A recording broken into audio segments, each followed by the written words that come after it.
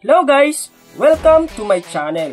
So for this video guys, samahan nyo po kung alamin po natin yung fitting reducer na dapat po nating gamitin sa pagre-reduce ng fittings. Ito po ang isa sa pinoproblema natin kapag nag-i-install po tayo ang pagre-reduce. At kaya po sa video ito, aalamin po natin ang dapat na reducer na gamitin sa pagre-reduce sa ating patubigan. Bago po tayo magsimula, kung bago pa lang po kayo sa channel ko, please subscribe at click na rin po yung notification bell para lagi po kayong updated sa mga videos ko na pwedeng makatulong sa atin sa pang-araw-araw na pamumuhay. So guys, simulan na po natin to.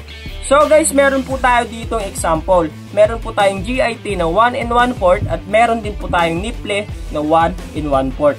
Ngayon po, ang gusto ko pong mangyari ay paliitin siya into 1/2. Gusto ko pong paliitin itong butas na ito into 1/2. So guys, ang kalimitan nating solusyon ang paggamit ng coupling reducer. So guys, ipapakita ko po sa inyo yung madalas nating gawin sa ganitong senaryo. So guys, meron po ako ditong Nipple at coupling reducer na 1 1/4 by 1/2. Which is, madalas po ganito po ang ating gamitin. So guys, ipapakita ko sa inyo kung paano natin ginagawa yung madalas nating gawin. So naglalagay tayo dyan ng Nipple upang madugtong po natin itong coupling reducer na 1 1/4 by 1/2. Ganito po yung madalas nating gawin. Gumagamit po tayo ng coupling reducer. Well, okay naman po siya, pero parang napahaba po. At tapos, syempre, dagdag gastos na rin dahil nga nagpa-add tayo ng ganito. Pero okay naman yung ganitong dugtungan. So wala naman problema sa ganitong dugtungan. Depende na lang sa atin yan. Pero guys, may mas the best po na paraan na pagre-reduce ng water linings. So guys, ipapakita ko po sa inyo yung mas magandang paraan.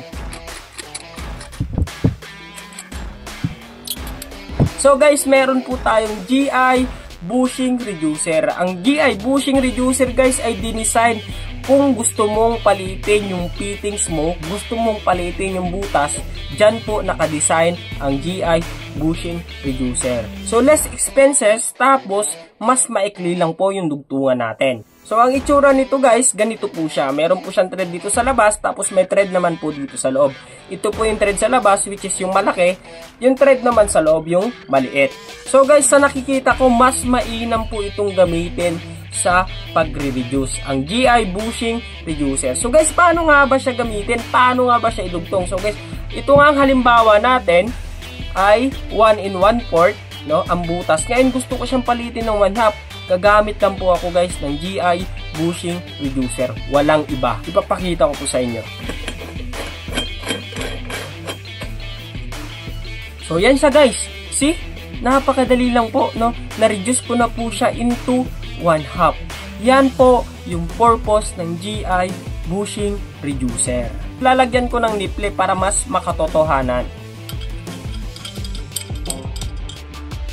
So yan po siya guys. Mas umikli po yung dugtungan natin. Bukod po doon, mas nabawasan po yung gastusin.